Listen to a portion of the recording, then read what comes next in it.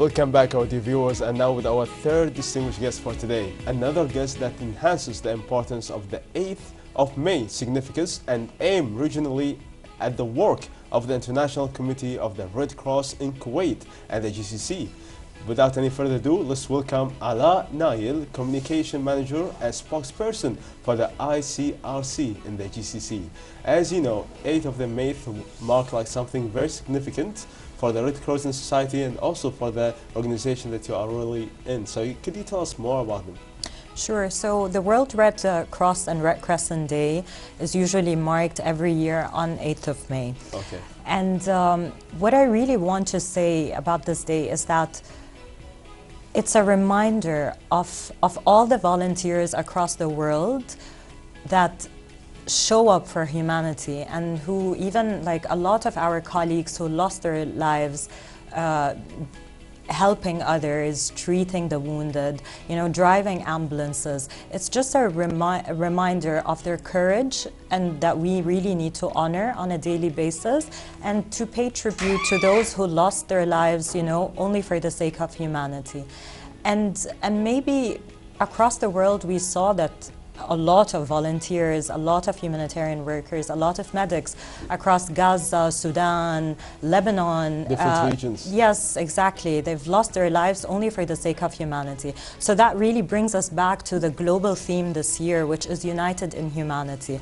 It is a reminder that the dedication of these volunteers and humanitarian workers is compelling, because if you think of it, they've risked everything to save and to extend support to those who are in need. You are sacrificing your comfort, your time, sometimes even your soul. Yes. Like in order to make other people really like thriving and making like the world a better place to live in. True. Which is really amazing. And actually, and this is, you know, the reminder, I would say, that even in the middle of the darkest moments and in times, and especially in war zones, in times where people feel they are divided, what unites us is humanity. It is, definitely can't agree anymore. And as you know, Kuwait has a long-standing humanitarian legacy in the region. How does the ICRC work with the Kuwait authorities is supporting humanitarian work?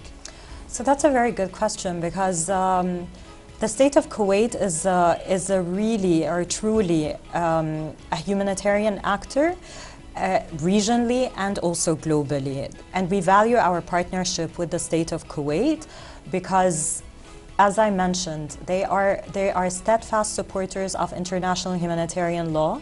They've been championing the rules of war, and this is very important because it brings us back to the essence of what the conversation we're having today. Yes. Is that the rules of war are actually designed to protect the civilians and those who are not participating in hostilities. And when we have a country like the state of Kuwait committed to this, it means a lot, you know. And then as well, it's very important to say that our relationship with and partnership with the state of Kuwait is a very long-standing relationship and a strategic relationship. That's right. We've been here in Kuwait since 1991, since the aftermath of the Gulf War. So that's 35 years here in Kuwait. Our partnership has expanded. It really expanded and grew, and it flourished. You witnessed like the development of Kuwait and the history of Kuwait, basically. Exactly. That's really awesome. Exactly. So could you tell us like even more about like going in depth with the Red Crescent Society, like the relationship between the ICRC and the Kuwaiti Red Crescent Society? Sure. So we do work, of course, as I said, closely with the Ministry of Foreign Affairs in Kuwait. We work closely as well with the Kuwait Fund for Arab Development and Economic Development, and we work with the Kuwait Red Crescent Society. So the relationship and the partnership with Kuwait Red Crescent Society is very strategic and very complementary, I would say. They're supporting our operations and our humanitarian operations in Sudan, and it's very important for me to say that this is is crucial because Sudan must remain at the center of attention because it's one of the largest humanitarian crises in the world. So Kuwait is supporting, Kuwait Crescent Society are supporting us on that front. And of course, we're cooperating on so many fronts with them, including reuniting families together, health, as I mentioned, awareness on international humanitarian law, and so many other humanitarian diplomacy and so many other areas. And that's of the same thing cooperation. like that happened during the conflict, like the role of the ICRC. Yes, emergency response, crisis preparedness. We work together hand in hand. That's really awesome. And now diving even deeper, like inside the organization, to the role that you play. Like, could you tell us more about it and what are some of the challenges that you face? Sure. So our organization is a purely humanitarian organization. Indeed. We really adhere to humanitarian principles. We build trust, and we establish dialogue with the parties to conflict in so many sensitive environments. And we've been, like, ICRC, or the International Committee of the Red Cross, has been founded 160 years ago. We're working in 100 countries across the world. And I would say what enables us to access people affected by conflict is mainly our neutrality, our impartiality, and our independent mandate. In terms of challenges, I would say that there is a humanitarian space has been shrunk. We're seeing that there is disregard, or how can I call it? It's like an erosion of respect of the rules of war or the international humanitarian law. So we're seeing that medics are being targeted, humanitarian workers and volunteers are being targeted, hospitals are being damaged. There is attacks on essential infrastructure. Yes. So what we're seeing here is really concerning for us. It is because concerning. Yes, it's even for us, as civilians. Yeah. Exactly. Yeah. Yes, exactly. And that is why it's very, very important that we move forward, we uphold the law to spare, those who are not taking part of the hostilities. And mainly also another thing that we're witnessing is that funding has also been under pressure and constraints for humanitarian action now.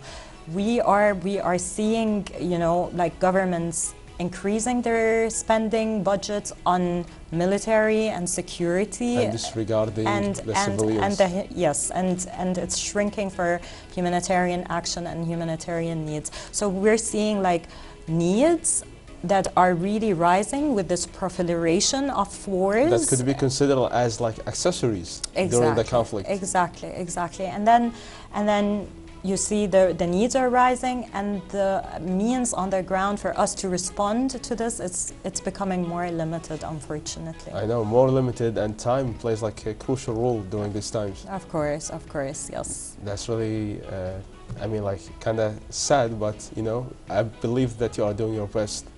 We are. And this is also a reminder here that when you ask me about our partnership with the state of Kuwait and with the Kuwait Red Crescent Society, or even Red Crescent societies around the GCC or globally, it's a reminder that humanitarian action requires collective effort. It is not one entity that could respond to all the needs on the ground. Yeah, one hand cannot clap, as they said. Yes, and therefore we also come back to the global theme of this year, which is we are all united in humanity. That's really good. Since we are talking about crisis, how can the ICRC operate in some of the difficult regions or during the crisis? Yeah, so our tools, as I mentioned, the humanitarian values that we adhere, or principles that we adhere, the impartiality, the neutrality, we do not take sides political sides or militarily sides. We are purely focused on saving human dignity and protecting lives of civilians. So when we are purely humanitarian, these values are not just theoretical, they're not on paper. It's they are the compass. Yes, exactly. And we live by them. And when we really apply them, you know, they become operational tools to access these people and to navigate these very hard Indeed. Definitely. regions And something conflicts. like lighter to, you know, like spread the smile for the people. The theme is really beautiful, united with the humanity. Yes. How did that make you feel, personally? I'll tell you something, you know, it's just again a reminder that amidst the darkest times, there is a collateral beauty. The Collateral beauty. Yes, the Okay. collateral beauty is that we are all united in humanity.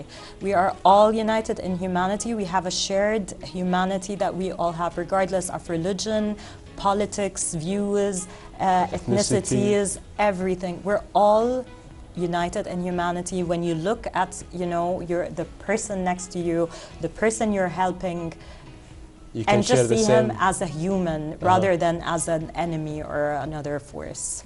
That's really lovely. I love that. So what's one message you would like to share with the public? So the last message I would share, or like the organization as well would share, is that we call on those who are responsible and all states and parties who are part of conflicts worldwide to uphold the international humanitarian law, to spare the civilians, to spare volunteers, to spare humanitarian actors of this, because humanitarian action is not political. The humanitarians we see on a daily basis on the ground, in the field, are there to save lives. So spare them from, you know, the consequences of conflict, and that an attack on these who save lives is really an attack on humanity. It's diminished, you know. When this happens, this is when we see humanity diminishing.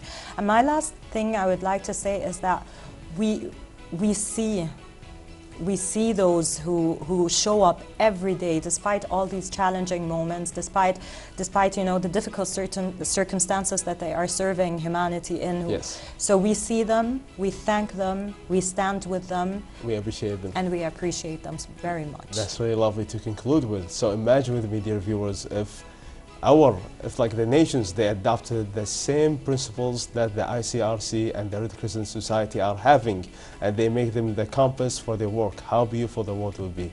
Thank you so much, Ala Nayel, Communication Manager and Spokesperson for the ICRC in the GCC, for coming here and sharing the beautiful vision and the theme of today with us. Thank you, Marzouk, for having me. Thanks a lot. Thank you, it's our pleasure. And now, dear viewers, we have reached the end of our segments for today. I hope you have enjoyed and learned something new. And with that, keep in mind a reminder that humanity is very beautiful, and disregarding what's happening, humanity will always unite us. And with that, we see you in the next episode. Stay safe.